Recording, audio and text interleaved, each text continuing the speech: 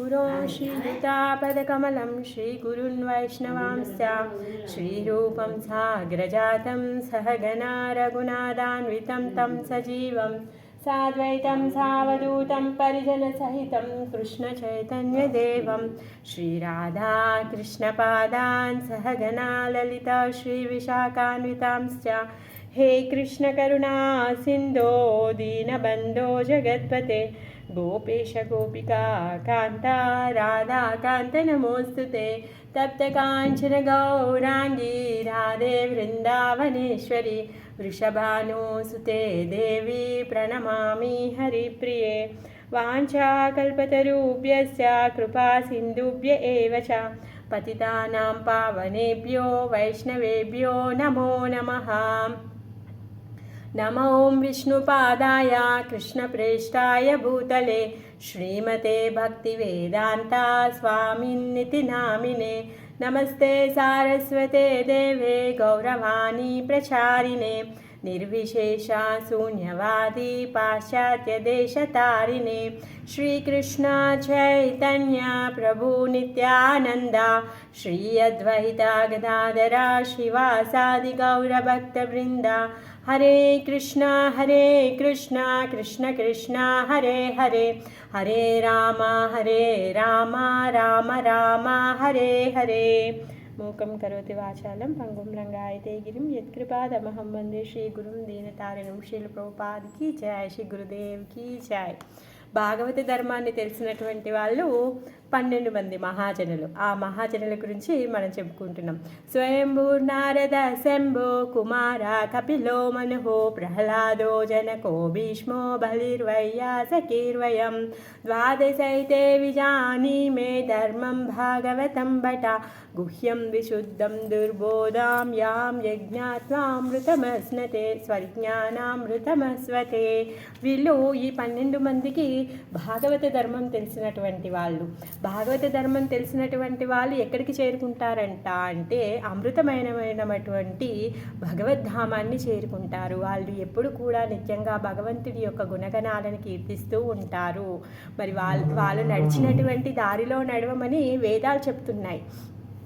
మహాజన యోన గతాస పంత అంటే మహాజనులు నడిచినటువంటి దారిలో నడవడం వలన మనము ఉత్తమమైన స్థానాన్ని మనం పొందుతాము. మనం ఏం చేస్తున్నాము, పొద్దున్న నుంచి రాత్రి వరకు చాలా అభివృద్ధి చెందాలి అని, లేకపోతే చాలా ఆనందంగా ఉండాలి అని, లేకపోతే ఉత్తమమైన స్థితికి చేరుకోవాలి అని మనం కష్టపడుతూ ఉన్నాం. మరి ఆ ఉత్తమమైన స్థితి, అనంతమైనటువంటి ఆనందము, మనం కోరుకునేటటువంటి సుఖశాంతులు అన్నీ కూడా ఎక్కడున్నాయంట? వైకుంఠంలో ఉన్నాయి. మనం ఉన్నటువంటిది దుఃఖాలయం. దుఃఖాలయంలో ఉన్నంతసేపు దుఃఖపడుతూ ఉంటాము. అందుకే కుంఠాలు లేనటువంటి వైకుంఠానికి ఈ మహాజనులు మనని చేర్చగలుగుతారనమాట. అందుకుగానే మనము వాళ్ళ యొక్క కథలు చెప్పుకుంటూ ఉన్నామన్నమాట. బలి మహారాజు ప్రహ్లాదుడి యొక్క మనవడు. ప్రహ్లాదుడు ఎంత గొప్ప భక్తుడో మనందరికీ తెలుసు. సాక్షాత్తు దేవదేవుడే నృసింహావతారం తీసుకొని తన కోసం గాను ఆవిర్భావం చెందారు. మరి అలాంటి వంశంలో ఉన్నటువంటి వాడు బలి మహారాజు. మరి ప్రహ్లాదుడి యొక్క కొడుకు విరోచన, అతను కూడా గొప్ప భక్తుడు. మరి ఈ బలి మహారాజు చేసేటటువంటి యజ్ఞానికి బలి మహారాజు యాక్చువల్గా ఈ దేవాసుర సంగ్రామంలో చనిపోయాడు. చనిపోయినప్పుడు గురువుగారైనటువంటి శుక్రాచార్యుల వారు ఏం చేశారంటే మిత సంజీవిని తీసుకొచ్చి బలి మహారాజుకి ఇచ్చి తనని బ్రతికించిన తర్వాత ఈ అసురులందరికీ తిను రాజు అయితే బాగుంటుంది, గొప్ప తెలివిమంతుడు, పరాక్రమవంతుడు, వీర్యవంతుడు అని చెప్పేసి తనకి వాళ్ళు శక్తిని ఇస్తారనమాట.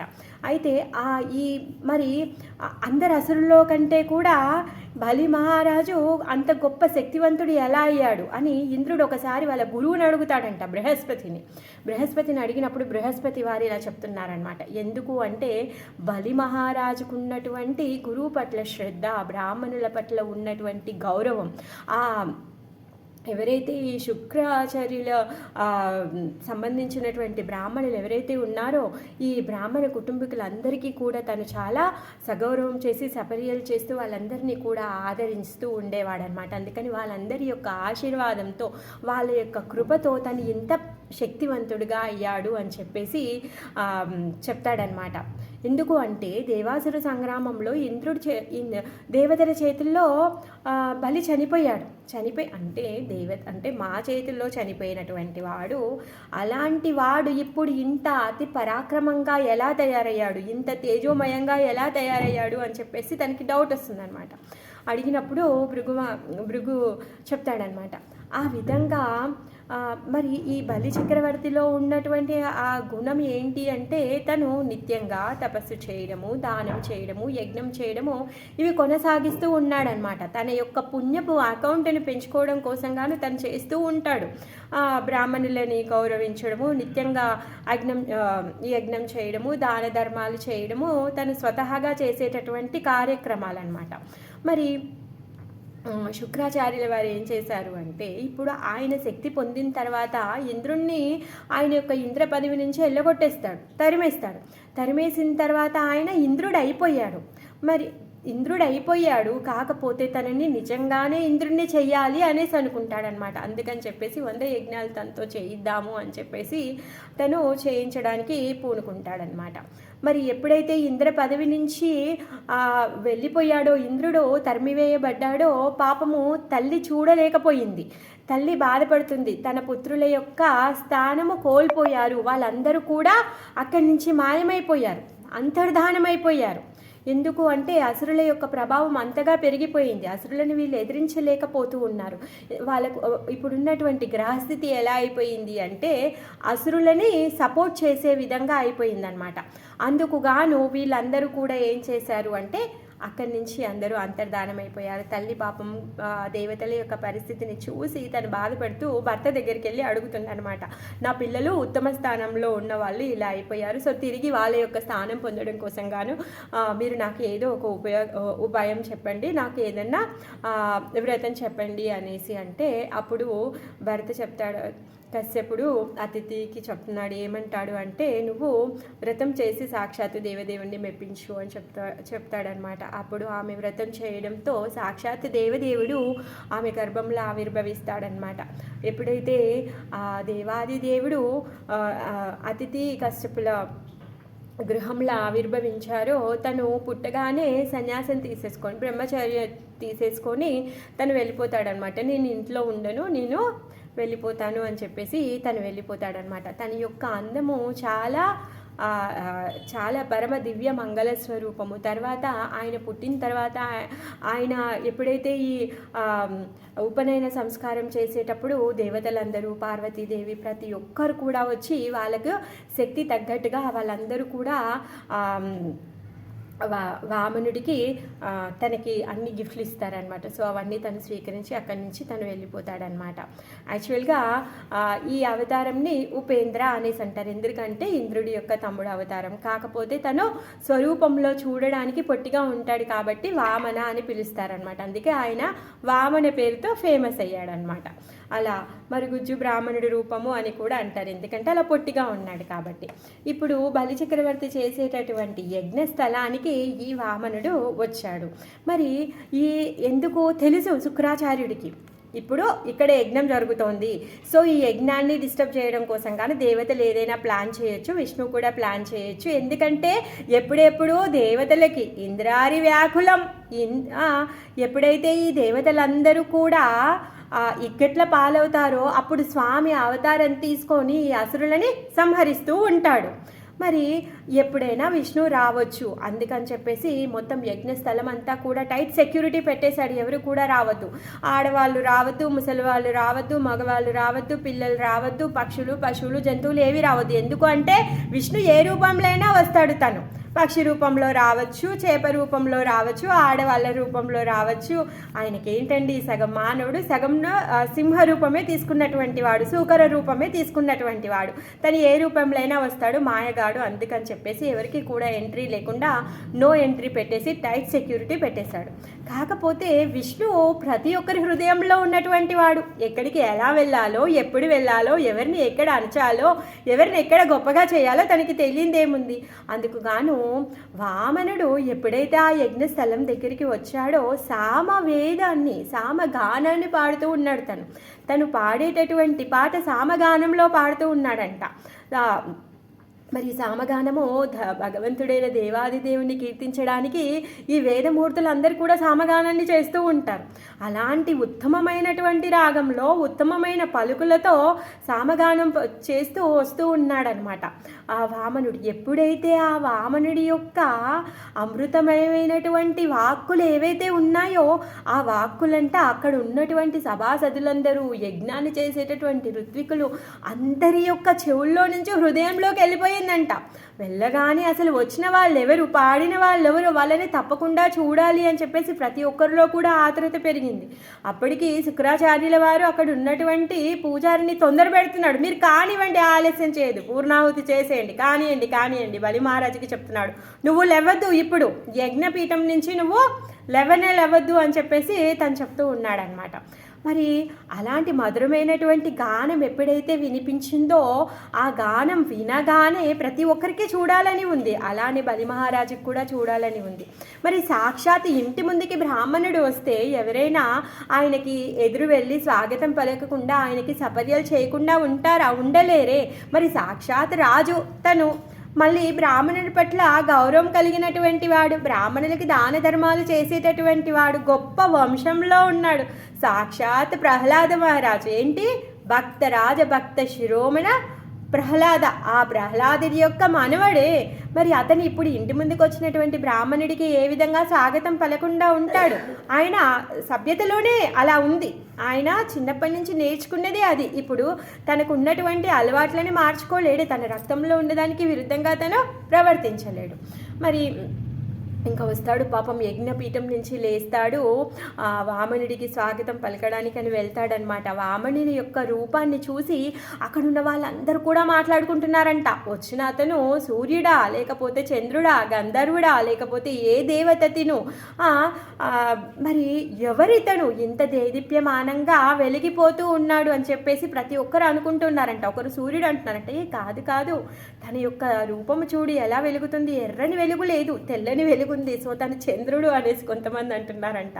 అలా కాదు, తను గంధర్వుడు అనేసి, ఎందుకంటే చాలా మధురంగా పాడుతూ ఉన్నాడు కదా, అందుకని చెప్పేసి తను గంధర్వుడు అనేసి కొంతమంది అనుకుంటూ ఉన్నారంట.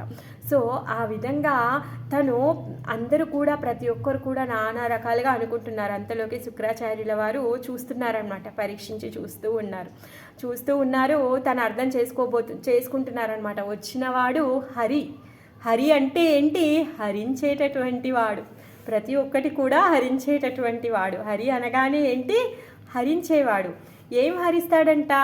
నందగోకులంలో వెన్నని, పాలని, నెయ్యిని, తర్వాత గోపికల యొక్క మనస్సుని, గోపులు, తర్వాత యశోదమ్మ, నందమహారాజు యొక్క వాత్సల్యాన్ని, తర్వాత ఇంకా గోపికల యొక్క వస్త్రాలని హరించాడంట. అలానే తను అలా హరిస్తూ భక్తుల యొక్క గొప్ప పాపపు గుట్టలనే, పాపపు రాసులనే హరింపచేస్తాడంట. భక్తుల యొక్క క్లేశాలు ఏవైతే ఉన్నాయో ఆ క్లేశాలన్నింటినీ కూడా హరింపచేసేటటువంటి వాడనమాట. అందుకే తను హరి అయ్యాడనమాట. తను మన దగ్గర ఉన్న అన్నీ కూడా తను హరించి తన దగ్గర ఉన్నటువంటి నిజమైన ఆనందాన్ని, అనుభూతిని, ఆ ప్రేమలని ప్రసాదించేవాడు హరి. ఇప్పుడు సాక్షాత్ హరియే వచ్చేసాడు. శుక్రాచార్యుల వారికి అర్థమైపోయింది, వచ్చిన వాడు హరి, ఆయన అన్నీ హరించి వేయడానికే వచ్చాడు అని చెప్పేసి. కానీ ఈ బలి చక్రవర్తికి ఎప్పుడైతే వామన్ని చూశాడో పాపం తనని స్వాగతం పలికాడు, తనని రమ్మంటున్నాడు, తనను లోపలికి పిలుస్తున్నాడు, కూర్చోమనేసి ఆసనాన్ని ఇవ్వడానికి తను ఆఫర్ చేస్తున్నాడు, అన్నీ చేస్తూ ఉన్నాడనమాట. అప్పుడు వామనుడిని అడుగుతాడనమాట, మీరు ఇక్కడికి ఎలా వచ్చారు, ఏం సంగతి అనేసి తనని అడిగినప్పుడు వామనుడు అంటాడనమాట, మీరు చాలా గొప్ప వంశంలో పుట్టినటువంటి వాళ్ళు, మీరు గొప్ప ఏమంటారు శక్తి పరాక్రమం కలిగినటువంటి వారు, అసుర జాతికే గొప్ప రాజు మీరు, బలి చక్రవర్తి. మీ వంశంలో ఉన్నటువంటి వాళ్ళు చాలా గొప్ప దాన ధర్మాలు చేసేటటువంటి వారు. మీ నాన్నగారు ఎవరైతే ఉన్నారో, ఎందుకంటే తను దానం అడుక్కోవడానికి వచ్చాడు కదా, అందుకని చెప్పేసి తనకు కావలసినటువంటి కార్యాన్ని చేయించుకోవడం కోసం గాను వాళ్ళ వంశంలో ఉన్నటువంటి వాళ్ళందరినీ కూడా తను పొగుడుతూ ఉన్నాడనమాట. ఇప్పుడు బలి మహారాజు యొక్క గొప్పతనాన్ని వామనుడు చెప్తూ ఉన్నాడు. ఏమంటున్నాడంటే, సాక్షాత్తు మీ తాతగారు ఎవరైతే ఉన్నారో ప్రహ్లాద మహారాజు, ఆయనకి తెలియనటువంటి విషయమే లేదు. ఇహలోకంలో పరలోకంలో ప్రతి ఒక్కటి కూడా తను ఎరుగును. తర్వాత తనకు ఉన్నటువంటి వినయ విధేయతలు ఏవైతే ఉన్నాయో అవి చాలా పరమ అద్భుతమైనటువంటివి. తను సాక్షాత్ భగవంతుణ్ణే మెప్పించి భగవంతుని అవతార స్వరూపంగా ఇక్కడికి రప్పించినటువంటి వాడే. అంత గొప్ప భక్తుడు మీ తాతగారు. తర్వాత బ్రాహ్మణుల పట్ల చాలా గొప్ప గౌరవం కలిగినటువంటి వాడు. మీ తాతగారు చేసేటటువంటి దాన ధర్మాలు కానీ బ్రాహ్మణ మర్యాదలు కానీ అవి చెప్పడానికి వీలేవు, అంటే వర్ణనాతీతమైనవి అని చెప్పేసి చాలా రకరకాలుగా తాతని పొగిడేశాడు. తర్వాత మీ నాన్న గురించి చెప్పేదేముంది. ఒక రోజంట ఇంద్రుడు విరోచనుడి యొక్క సభలోకి వస్తాడంట. ఎలా వస్తాడంట? బ్రాహ్మణుడి వేషం వేసుకొని వస్తాడంట. బ్రాహ్మణుడి వేషం వేసుకొని వచ్చి విరోచనుడి యొక్క ఆయువునే తను దానంగా అడుగుతాడు. విరోచనుడు ఎంత గొప్ప విధేయుడో చూడండి, బ్రాహ్మణులంటే ఎంత గొప్ప తనకి గౌరవమో చూడండి. తనకి తెలుసు చూస్తేందుకు, చూడడానికి ఆ ఇంద్రుడు బ్రాహ్మణ వేషంలో వచ్చినప్పుడు చూడడానికి తన యొక్క శరీర రూపము కానీ తర్వాత ఆయన మాట్లాడే పద్ధతిలో కానీ ఆయన యొక్క టీవీలో కానీ తను బ్రాహ్మణుడిలా లేడంట. అర్థమైపోయింది, వచ్చినవాడు బ్రాహ్మణుడు కాదు, బ్రాహ్మణ వేషంలో వచ్చినటువంటి వాడు క్షత్రియుడిలాగానే అనిపిస్తున్నాడు. ఎందుకంటే ఇంద్రుడు క్షత్రియ స్వభావం కలిగినటువంటి వాడు కదా, అలా అనిపిస్తున్నాడు. కాకపోతే వచ్చినవాడు బ్రాహ్మణ రూపంలో వచ్చాడు. నాకు ఎంత భాగ్యము నాది, బ్రాహ్మణ రూపంలో వచ్చైనా సరే తను నా దగ్గర నుంచి స్వీకరించాలి అనేసి అనుకుంటున్నాడు అని చెప్పేసి నాకెంత భాగ్యము. సరే, తను ఏం అడుగుతున్నాడంట? తన యొక్క ఆయువునే అడుగుతున్నాడు, తన యొక్క ప్రాణాలనే అడుగుతున్నాడు. సరే, మంచిదే, ఈ ప్రాణం ఉండి కూడా ఏం చేస్తుంది, బ్రాహ్మణుడు అడిగినప్పుడు ఇచ్చేస్తే సరిపోతుంది అని చెప్పేసి తన యొక్క ప్రాణాన్ని తను త్యాగం చేసేస్తాడు, దానంగా ఇచ్చేస్తాడనమాట. ఆ విధంగా ఇంద్రుడు తన ఖడ్గంతోని విరోచనుడి యొక్క తలని నరికేసుకొని తను తీసుకొని వెళ్ళిపోతాడనమాట. అంటే అంత గొప్ప వీర్యవంతులైనటువంటి వంశంలో నువ్వు పుట్టావు అని చెప్పేసి చెప్తున్నాడనమాట. మరి విరోచనుడికి ఇంత గొప్ప లక్షణాలు ఎలా వచ్చాయి? ఇప్పుడు ఎవరైనా వచ్చి అడిగితే, దానంగా అడిగితే ఏదో ఒక దానం ఇవ్వగలుగుతారు, అంతేకాని స్వతహాగా తన ప్రాణాన్ని ఇవ్వడం అంటే అదేమైనా సామాన్యమైన విషయమా? కాదు. అయితే ఎప్పుడైతే చిన్నగా ఉన్నప్పుడు ఎవరు విరోచనుడు ఇంకా తర్వాత సుధన్వ, అంగీర ఋషి కొడుకు అనమాట. అంగీర ఋషి యొక్క కొడుకు పేరు సుధన్వ. ఈ విరోచనుడు ఇంకా సుధన్వ ఇద్దరు కూడా కలిసి పెరుగుతారనమాట, ఒకే గురుకులంలో చదువుకుంటారు. సరే, వీళ్ళిద్దరు మంచి క్లోజ్ ఫ్రెండ్స్. తర్వాత వీళ్ళు పెరిగి పెద్దగా అయిపోయారు. పెద్దగా అయిన తర్వాత కేసిని అనే ఒక అమ్మాయి ఉంది. ఆ కేసిని అనే అమ్మాయిని చూసి ఇద్దరు కూడా అట్రాక్ట్ అయ్యారు. సో ఇద్దరు కూడా మంచిగా గిఫ్ట్స్ ఇవ్వడము, ఫ్రూట్స్ ఇవ్వడము, అమ్మాయితో మంచిగా మాట్లాడడం అంతా బాగుంది. అయితే ఇద్దరు కూడా ఆ కేసిని పెళ్లి చేసుకోవాలి అనేసి అనుకున్నారు. మరి కేసిని ఏంటి అంటే ఇద్దరు కూడా మంచి ప్రవర్తన కలిగినటువంటి వాళ్ళు, ఈ ఇద్దరు కూడా ఎప్పటి నుంచో పరిచయస్తులు. మరి ఇప్పుడు ఇద్దరిని ఎలా పెళ్లి చేసుకుంటాను? అలా కాదు, నేను ఎవరినో ఒకరినే పెళ్లి చేసుకోవాలి. మరి ఎవరిని పెళ్లి చేసుకోవాలి అంటే ఇద్దరిలో ఎవరైతే ఉత్తమమైన వాళ్ళు ఉన్నారో నేను వాళ్ళనే పెళ్లి చేసుకుంటాను అని చెప్పేసి కేసిని అంటుందన్నమాట. అప్పుడు మీ ఇద్దరిలో ఎవరు ఉత్తమమైన వాళ్ళు అనేసి వాళ్ళిద్దరిని అడుగుతుంది. అప్పుడు ఈ సుధనుడు అంటాడు,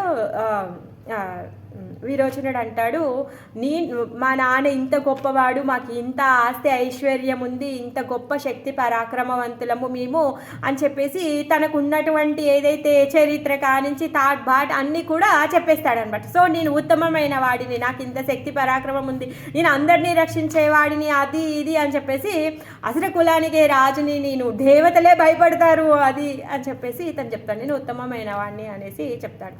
తర్వాత సుధన్వని అడుగుతుంది అనమాట, సుధన్వ అని అడిగితే అప్పుడు తను బ్రాహ్మణుడు కదా చెప్తాడు. ఇప్పుడు ఆయన చెప్పిన ఏవైతే గొప్ప గొప్పలు ఏవైతే ఉన్నాయో ఆ గొప్పలన్నీ అంతవరకే. కానీ ఎప్పుడైతే నేను మా నాన్నగారు ఎప్పుడైతే వాళ్ళ నాన్నగారి యొక్క సభలోకి వెళ్తామో వాళ్ళ నాన్నగారు ఆయన యొక్క రాజాది ఆసనం నుంచి దిగి మాకు స్వాగతాన్ని పలికి మా పాద ప్రక్షాళన చేసి ఆ నీళ్ళని తల మీద చల్లుకుంటారు. మేము అంత గొప్ప వాళ్ళము, మేమే శ్రేష్టమైన వాళ్ళము అని చెప్పేసి వాళ్ళకి తెలివి లేదు.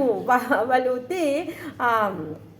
ఏమంటారు, క్షత్రియులు కాపాడతారు కానీ వాళ్ళకి తెలివి లేదు అని చెప్పేసి సుధనుడు చెప్తాడనమాట. సో ఇద్దరు మాటలు విన్న తర్వాత కేసిని అంటుంది, అలా కాదు, మీ అంతలో మీరు ఉత్తమమైన వాళ్ళు అని చెప్పుకుంటే నేనేం చేయగలుగుతాను. అందుకే ఒక గొప్ప జడ్జి కావాలి.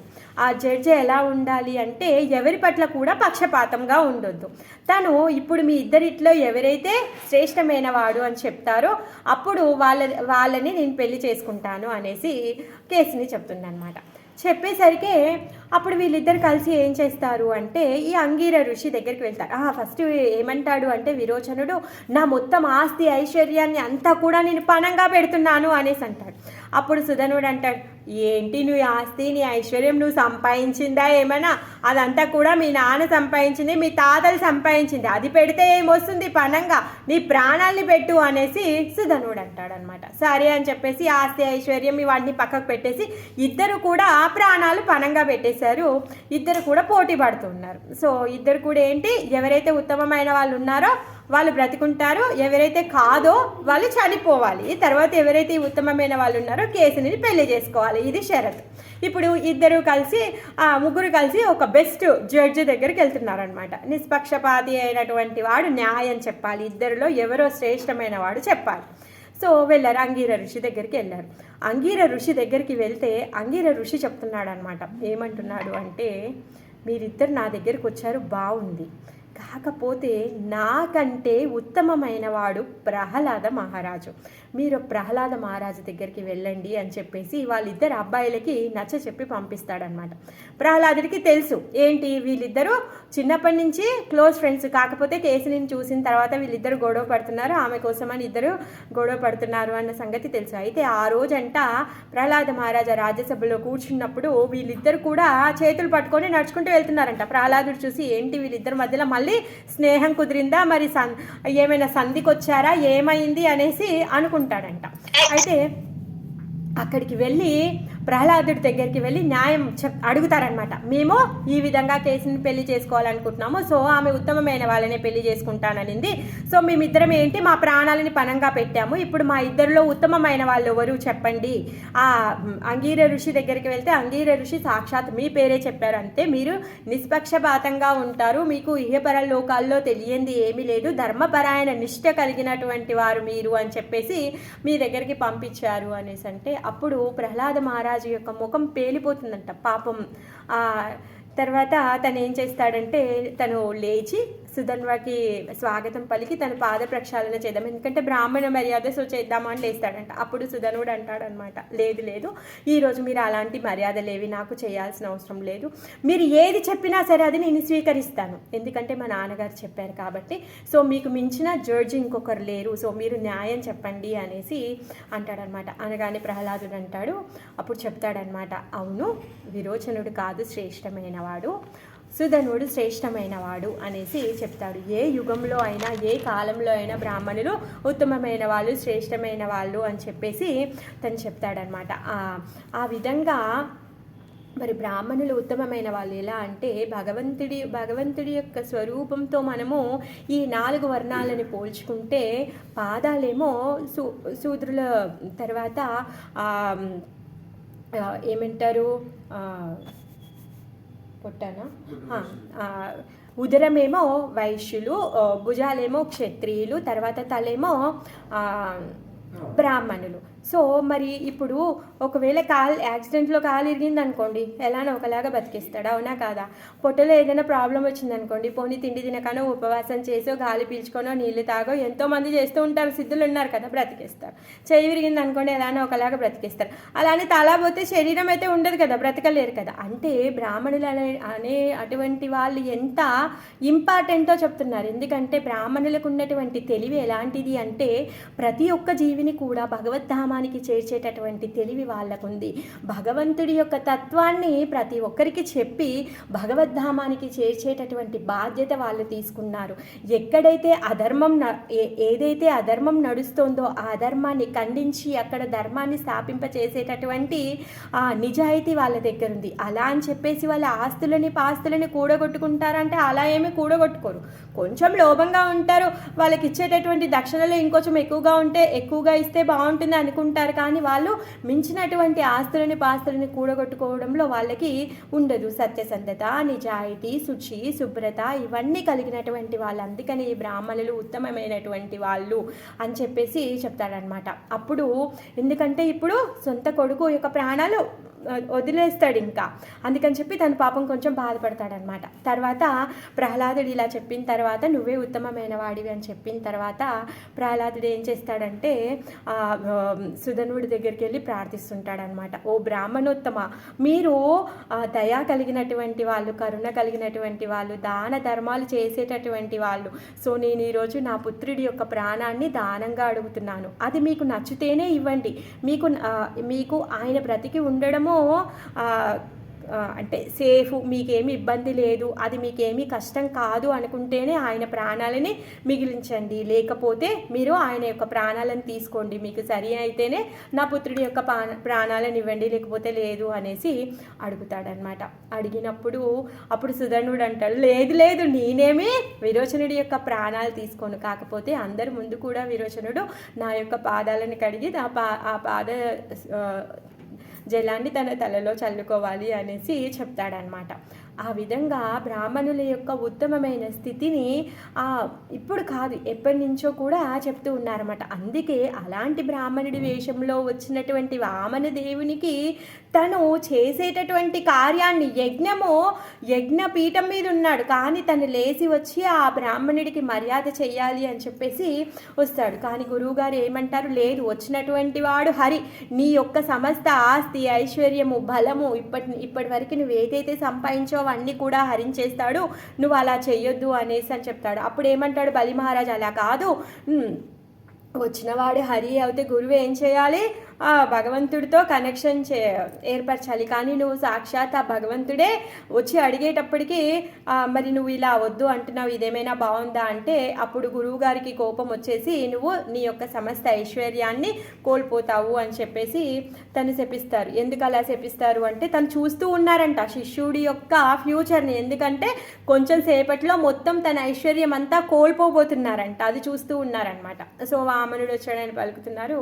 అప్పుడు మీకు ఏమి కావాలి అంటే నాకు దానం కావాలి అనేసి బలి చక్రవర్తి అన్నప్పుడు అప్పుడు వామనుడు అంటాడనమాట, మరి నువ్వు ఇస్తావని నాకు ఏంటి నమ్మకం ఏంటి అనేసి అంటే అప్పుడు తన యొక్క భార్య బంగారు కలశంలో నీళ్ళని తీసుకొని వస్తుంది. నీళ్ళని తీసుకొని వచ్చి ఆ నీళ్ళని ఆయన యొక్క పాదాలని కడిగి ఆ నీళ్ళతో భగవంతుడి యొక్క పాద పద్మాలని కడిగినటువంటి జలము ఆ గంగ మొత్తం ముల్లోకాలనే పవిత్రం చేసేటటువంటి ఆ పరమ పావనమైనటువంటి జలాలని వాళ్ళందరూ కూడా చల్లుకున్నారు. అక్కడ ఉన్న వాళ్ళందరిపైన కూడా చల్లారు, మొత్తం అంతా కూడా పావనం చేసేసారు.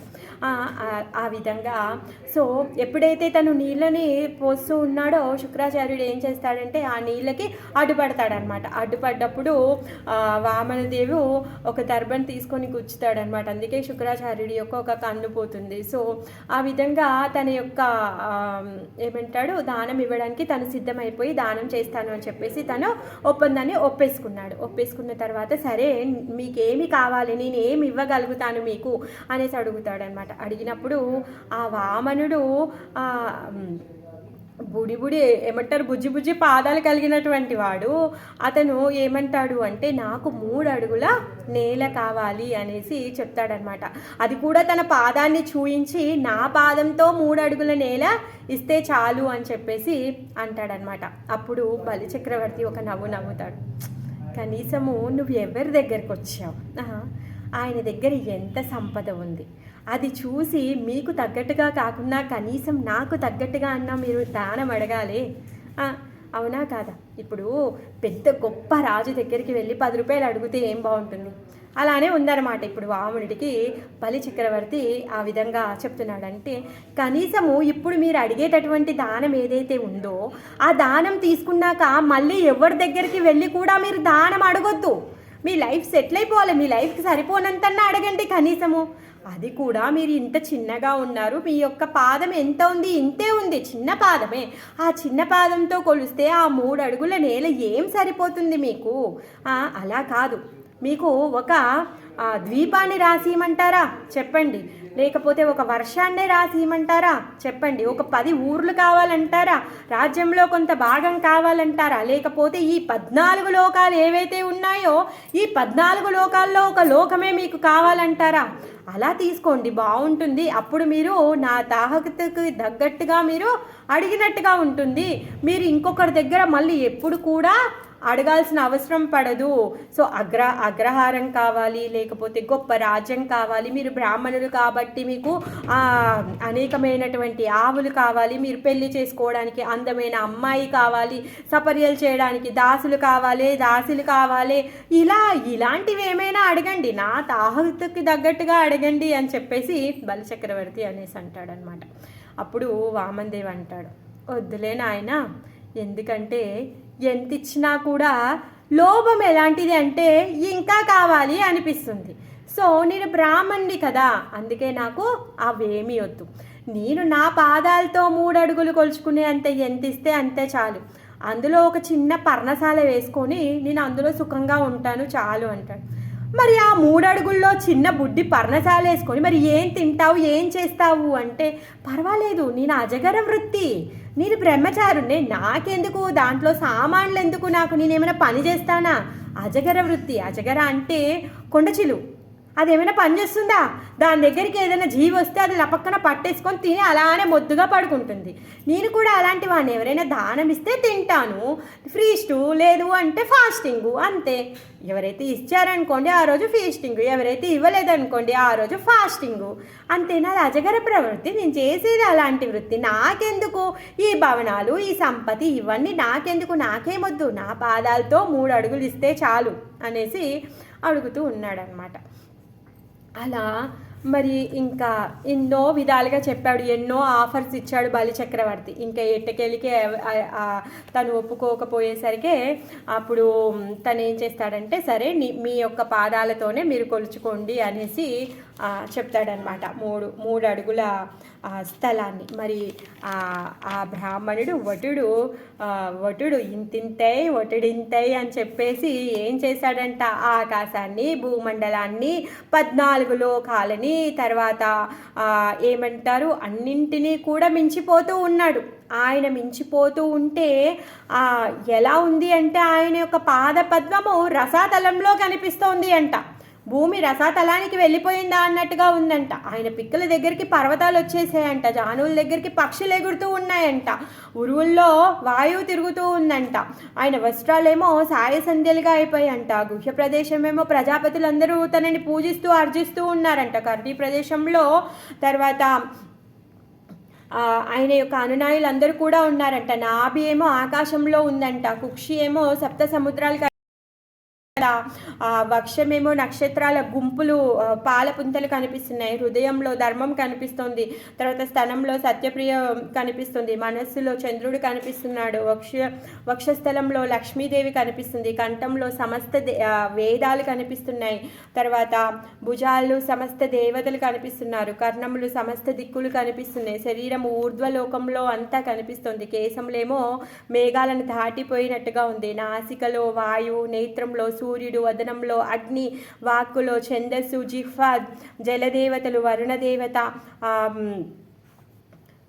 భ్రూమండలమేమో విధి విధానము, తర్వాత కనురెప్పలు, రాత్రి పగలు, లలాటము, క్రోధము, అధరం, లోభము, స్పర్శ, కామము, రేతస్సు, సమస్త జలము, వృష్ట, అధర్మము, అడుగులేమో యజ్ఞంలా, ఛాయ, మృత్యువు, హాస్యం, మాయ, రోమాలేమో ఔషధాలుగా, నాడులేమో సమస్త నదులుగా, నఖములు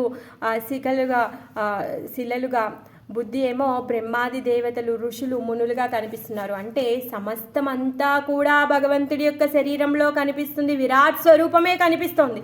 ఆ వటుడు వటుడింతే ఆకాశాన్నే తను చేర్చాడనమాట.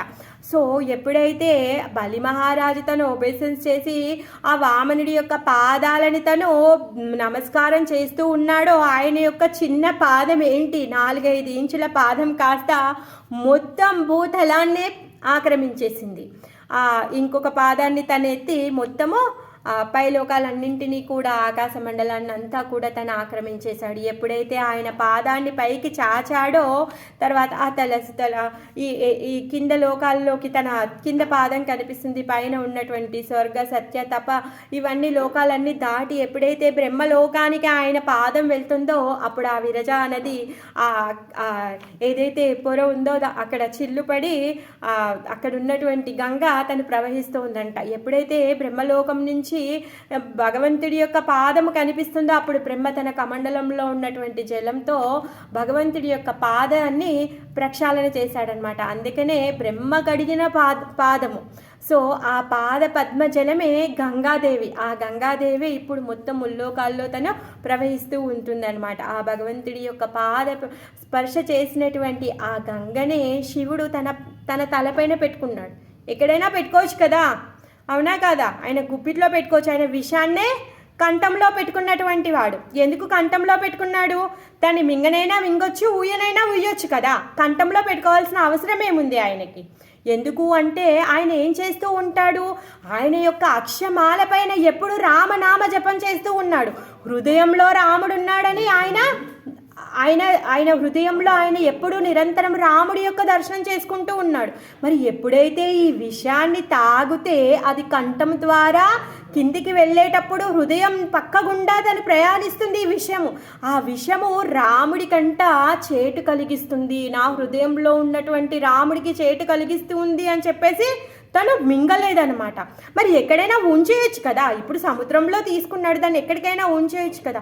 మరి ఎక్కడికి వెళ్ళినా కూడా అందరూ కూడా రాముడి యొక్క భక్తులే కనిపిస్తున్నారంట.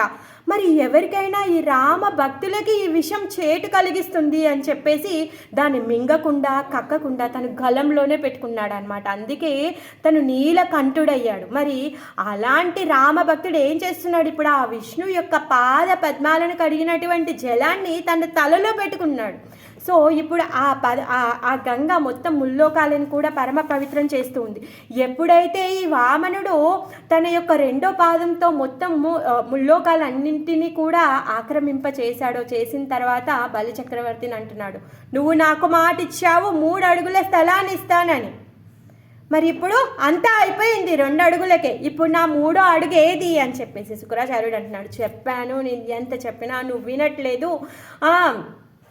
సాక్షాత్తు వచ్చిన వాడు హరి మొత్తం నీ యొక్క ఐశ్వర్యాన్ని, ఆస్తిని, సమస్తాన్ని కూడా నిన్ను మొత్తము కూడా హరింపచేస్తాడు. నువ్వు 3వ పాదానికి ఇవ్వలేనప్పుడు నిన్ను పాపునిగా చేసి నిన్ను పాతాళంలో యమలోకంలో పడేస్తాడు, నిన్ను బంధించేస్తాడు అని చెప్పాను, నువ్వు అయినా కూడా వినలేదు అని చెప్పేసి శుక్రాచార్యుడు చెప్తూ ఉంటాడు. అక్కడి నుంచి తర్వాత ఎవరైతే ఈ దానవులు ఎవరైతే ఉన్నారో, ఈ బలి చక్రవర్తి యొక్క సర్వెంట్స్ ఎవరైతే ఉన్నారో, అయ్యో వచ్చిన వాడు హరి విష్ణువు తను మాయావి అని చెప్పేసి తనని ఏ విధంగా అయినా హాని చెయ్యాలి అని చెప్పేసి వాళ్ళ యొక్క ఆయుధాలన్నీ తీసుకొని కూడా వాళ్ళందరూ కూడా వామనుడి మీదకి తిరగబడడానికి వస్తారంట. అప్పుడు ఎప్పుడైతే ఈ అసురులందరూ కూడా యాక్టివ్గా అయిపోయారో అప్పుడు నంద, సునంద, జయ, విజయ అందరూ కూడా ఈ దేవత గణం అందరూ కూడా వాళ్ళ యొక్క ఆయుధాలను తీసుకొని వాళ్ళు వస్తారంట. భీకరమైన యుద్ధం చేయడానికి రెడీ అయిపోయింది, సంగ్రామమే జరగడానికి సిద్ధంగా అయిపోయింది. అప్పుడు బలి చక్రవర్తి వాళ్ళ యొక్క ఎవరైతే ఈ అసుర పార్టీ ఉందో వాళ్ళందరికీ చెప్తాడు, ఆగండి, ఇప్పుడు ఈ నక్షత్రాలు ఏవైతే ఉన్నాయో మనకి అనుకూలంగా లేవు. అప్పుడు ఆ రోజు ఈ గ్రహాలు మనకు అనుకూలించాయి కాబట్టి మన శక్తిని మనం చూయించుకోగలిగాము. కానీ ఇప్పుడు ఈ గ్రహస్థితి ఏదైతే ఉందో ఇది దేవతల సైడ్ ఉంది, అందుకే ఇప్పుడు మనం ఏమీ చెయ్యలేము, ఇప్పుడు మన సమయం కాదు, మీరందరూ ఆగిపోండి అనేసి చెప్తాడనమాట. ఆ విధంగా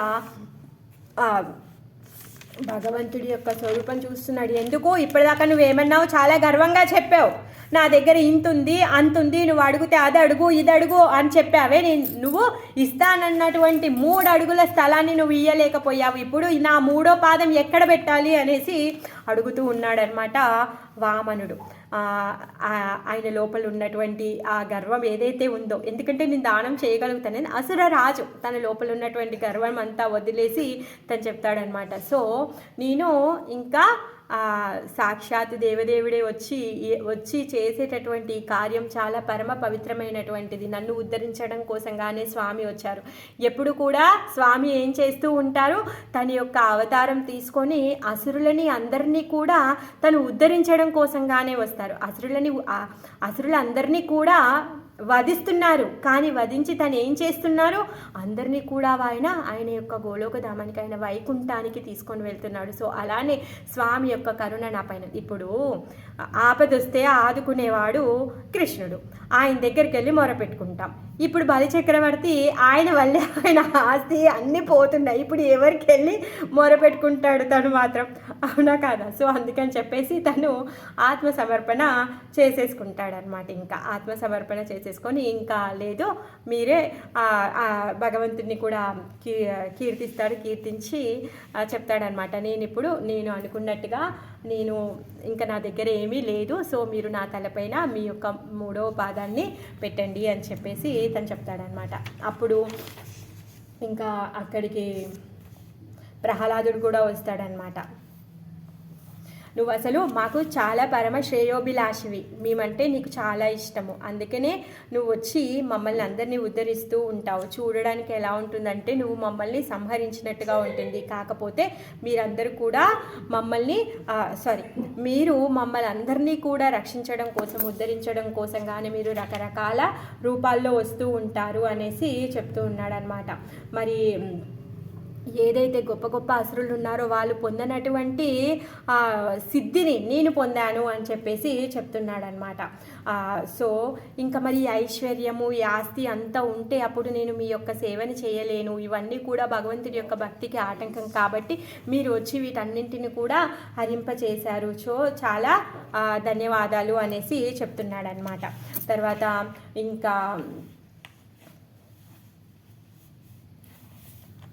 తర్వాత ప్రహ్లాదుడు వస్తాడనమాట. ప్రహ్లాదుడు వచ్చి చెప్తాడు, మీరు చాలా మంచి పని చేశారు అని చెప్పేసి చెప్తున్నాడనమాట. ఇంకేమంటున్నాడంటే బలిచక్రవర్తి, నేను అగాధమైనటువంటి అజ్ఞానంలో పూనుకొని ఉన్నాను, పరమశ్రేష్ఠుడా, ఓ పూజనీయుడా స్వామి అని చెప్పేసి చెప్తున్నాడు అనమాట. ఏమంటున్నాడంటే, నా తాత నా తండ్రి నీ యొక్క పాద పద్మాల యొక్క మహిమని చాలా బాగా తెలిసిన వాళ్ళు మీ యొక్క పాద పద్మాలకి ఎప్పుడు శరణాగతి పొంది ఉంటారు అనేసి చెప్తున్నారనమాట. ఇంకేమంటున్నారంటే, సో నీ యొక్క పాద పద్మాల దగ్గరికి రావడానికి నా సమస్త ఐశ్వర్యం అంతా పోయింది అంటే కూడా అది చాలా సంతోషమే అనేసి చెప్తున్నాడు. ఎందుకంటే ఇదంతా కూడా తాత్కాలికమైంది, ఇది ఎప్పుడైనా వదిలేసి పోవాల్సింది, ఇదంతా నశ్వరమైంది అనేసి తను అంటున్నాడు. అందుకని చెప్పేసి మీ యొక్క అనుగ్రహం వలన వీటన్నింటి నుంచి కూడా నేను బయటికి వచ్చాను, సో నేను ఎంత భాగ్యవంతుణ్ణి అనేసి అంటున్నాడు అనమాట.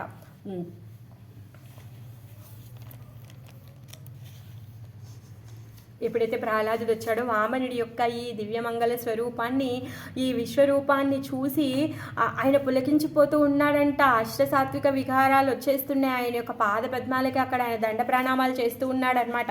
ప్రహ్లాదుడు దండ ప్రణామాలు చేస్తూ తను చెప్తున్నాడనమాట. ఏమంటున్నాడంటే, ఈ బలి మహా ఐశ్వర్య తమకు ఇంద్ర పదవిని ఒసిగిన నీవే ఈరోజు ఆ సమస్తమును హరించితివి. ఎందుకంటే ఇంద్ర పదవిని ఇచ్చాడు అంటే ఆ శక్తి తను పొందాడు, ఆ ఇంద్రుడిని తరిమేసి తను ఇంద్రుడు అయ్యాడు కదా.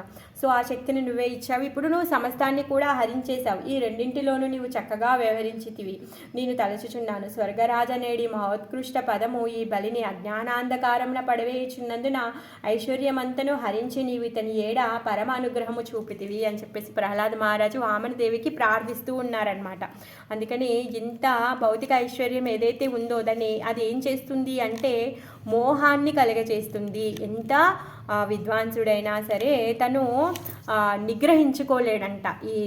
ఏదైతే ఈ భౌతిక ఐశ్వర్యం ఉందో అందుకుగానే నువ్వు చేసినటువంటి పని చాలా బాగుంది, నీకు వందనాలు స్వామి అనేసి చెప్తున్నారనమాట. అలానే బలిచక్రవర్తి యొక్క భార్య వింధ్యావళి కూడా అతను చెప్తుంది, నీకు తెలియంది ఏది లేదు ఈ భౌతిక జగత్తుకు కానీ తర్వాత వైకుంఠానికి కానీ నువ్వే కర్తవీత అనేసి చెప్తూ ఉందన్నమాట. నువ్వే ఇవన్నీ సృష్టి స్థితి లయాలని చేసేటటువంటి వాడివి నువ్వే అనేసి చెప్తుంది. తర్వాత బ్రహ్మదేవుడు వచ్చి చాలు ఇంకా తనని ఇంకేం పనిష్ చేయొద్దు, తనని విడిచిపెట్టండి స్వామి అని చెప్పేసి రిక్వెస్ట్ చేస్తూ ఉన్నాడనమాట. తర్వాత వామనదేవి చెప్తారనమాట, ఇప్పుడు నువ్వు సుతల లోకానికి వెళ్ళు. సుతల లోకము అది సాక్షాత్తు ఏమంటారు అంటే స్వర్గానికి సమానంగా ఉంటుందన్నమాట. సో స్వర్గానికి రాజు అవ్వాలి అనుకున్నాడు కదా, ఇప్పుడు నువ్వు అక్కడికి వెళ్ళు, సుతల లోకానికి వెళ్ళు. అక్కడ నేను నీకు నా యొక్క రక్షణ ఎల్లప్పుడూ ఉంటుంది, నువ్వు ఎప్పుడు కూడా నన్ను దర్శనం చేసుకుంటూ ఉంటావు. నీ లోపల ఉన్నటువంటి ఏదైతే ఈ ప్రవృత్తి ఉందో అది అంతా కూడా పోతుంది, అదంతా పోయి కూడా నువ్వు నన్ను చేరుకుంటావు అనేసి చెప్తాడనమాట. తర్వాత ఇంకా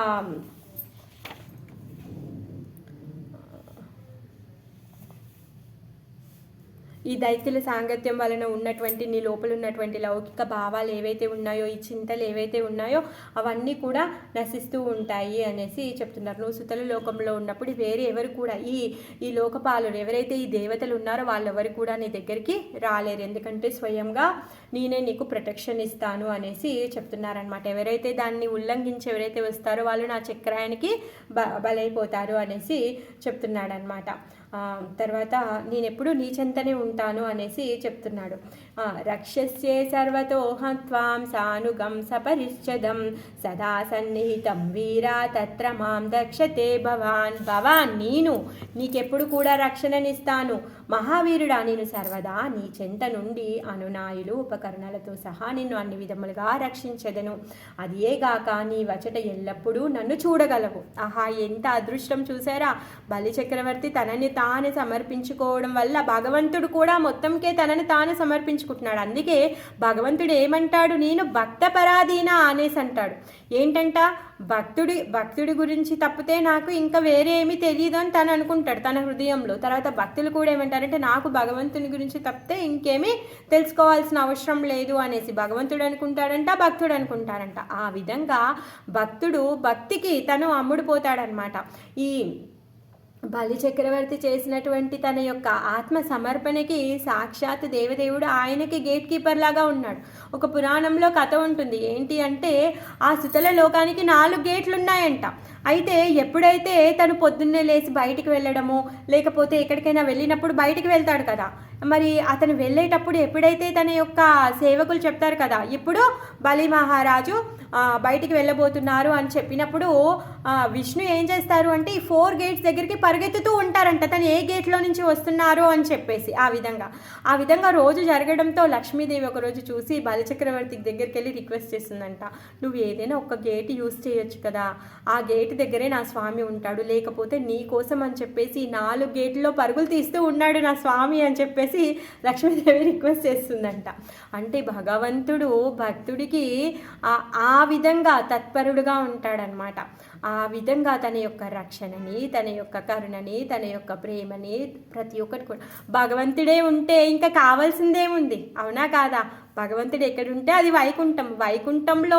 వైకుంఠంలో కావాల్సింది, పొందాల్సింది, కోరుకునేది ఇంకేమైనా ఉందా? ఏమీ లేదు, అన్నీ కూడా నెరవేరిపోతాయి. మరి అలాంటి మహదవకాశాన్ని భక్తులు పొందుతూ ఉన్నారు. ఏ విధంగా?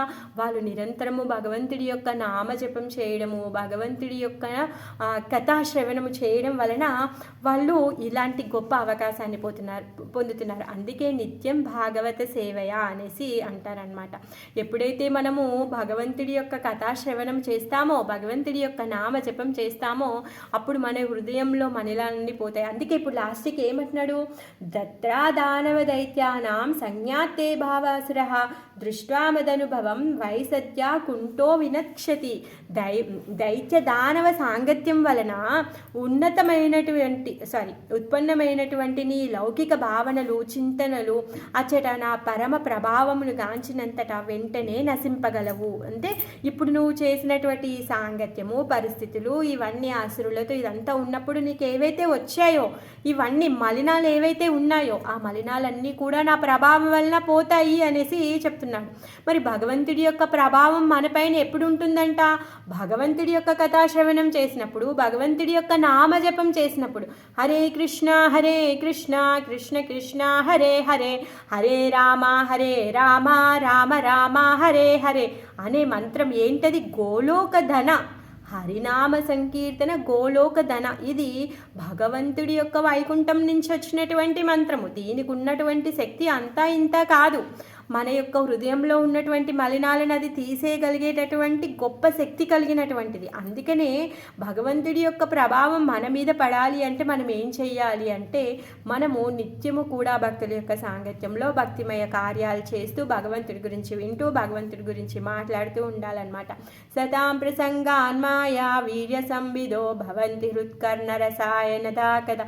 ఏమవుతుందంట, ఎప్పుడో కూడా ఈ భగవంతుడి యొక్క భగవద్గుణాలను ఎప్పుడైతే మనం వింటామో ఈ భక్తుల యొక్క సాంగత్యంలో అవి ఏం చేస్తాయంట, ఈ కర్ణరంధ్రాల ద్వారా హృదయంలోనికి ప్రవేశిస్తాయంట. హృదయంలోనికి ప్రవేశించి అక్కడ మొత్తం కూడా క్లీన్ చేసేస్తాయన్నమాట. మనని ఆ విధంగా భగవద్ధామానికి చేర్చడానికి అవి చేస్తూ ఉంటాయన్నమాట. ఆ విధంగా బలి చక్రవర్తి తనని తాను ఆత్మసమర్పణ చేసుకొని వామనదేవుడి యొక్క కృపని, ఆయన యొక్క రక్షణని, ఆయన యొక్క అనుభూతిని, పరస్ని అన్నింటినీ కూడా తను పొందారనమాట.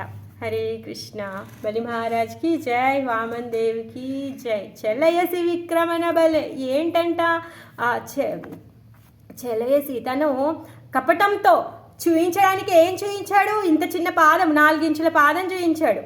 నేను నా పాదంతో కొలుచుకుంటాను, 3 అడుగులు ఇవ్వు అని చెప్పాడు. కానీ ఏం చేశాడు? కపటంతో తన యొక్క స్వరూపాన్ని అనంతంగా పెంచేశాడు. ఏంటి నువ్వు చేసింది ఇలాంటి పనా అంటే ఏంటి? నేనేం చెప్పా? నా పాదంతో కొలుచుకుంటానని చెప్పా. నా పాదం ఇప్పుడు కొంచెం స్కేల్ పెద్దగా అయింది అంతే. ఇప్పుడు నా పాదంతోనే నేను అడుగుతున్నాను, నీ పాదం అడిగానా నేనేమైనా అనేసి స్వామి అంటున్నాడంట. అలా భగవంతుడు కపటంతో, ప్రేమగా, కరుణతో ప్రతిసారి తనకి నచ్చినట్టుగా భక్తుడు మెచ్చే విధంగా తన యొక్క కృపని చూపించడానికి సిద్ధంగా ఉంటాడనమాట. హరే కృష్ణ.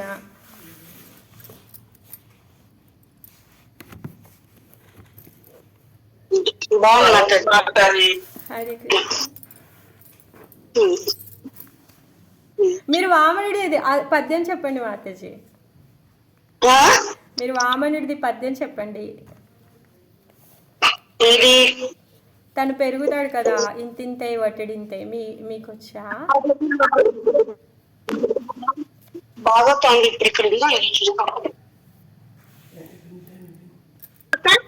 ఉదరం మీద పెట్టుకునే రత్నం లాగా అయ్యట.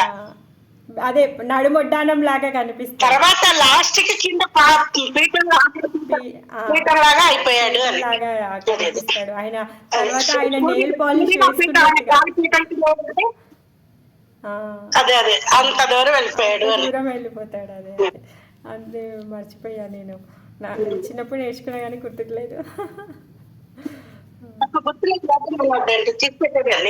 బలిచక్రవర్తి బాగుంటుంది. ఇది ప్రథమ ద్వితీయ భాగమే పైన. హరే కృష్ణ. అందరికీ ధన్యవాదాలు ఇంతసేపు ఓపికగా విన్నందుకు. గొప్ప భక్తుడి గురించి చెప్పుకుందాం. రేపు ఎవరున్నారు? ఈరోజు బలితో అయిపోతే నాకు తెలిసి యమధర్మరాజే ఉండుంటారు.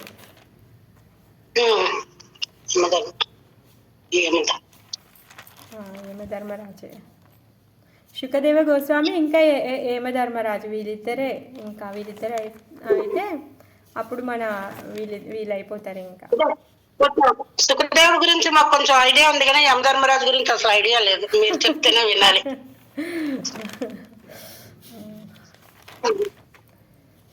అంతే, వీళ్ళిద్దరు అవుతే అయిపోతారు. ఇప్పటికీ మనం 10 మంది మహాజనుల గురించి చెప్పుకుందాం. బ్రహ్మ, నారద, శివ, చతుర్కుమారులు, కపిల భగవాన్, స్వయంభూ మను, ప్రహ్లాద, జనక మహారాజ్, భీష్మ, బలిచక్రవర్తి. సో రేపు సుఖదేవ గోస్వామి తర్వాత యమధర్మరాజు. శుకదేవ గోస్వామి గురించి భాగవతంలో మనం చదువుకున్నాం కాబట్టి తెలుసు అందరికీ. కాకపోతే మళ్ళీ ఇంకోసారి చెప్పుకుందాము. ఓకే. హరే కృష్ణ హరే కృష్ణ హరే మాతాజీ. కృష్ణ హరే కృష్ణ హరే కృష్ణ మాతాజీ. హరే కృష్ణ మాతాజీ హరే కృష్ణ మాతాజీ. హరే కృష్ణ మాతాజీ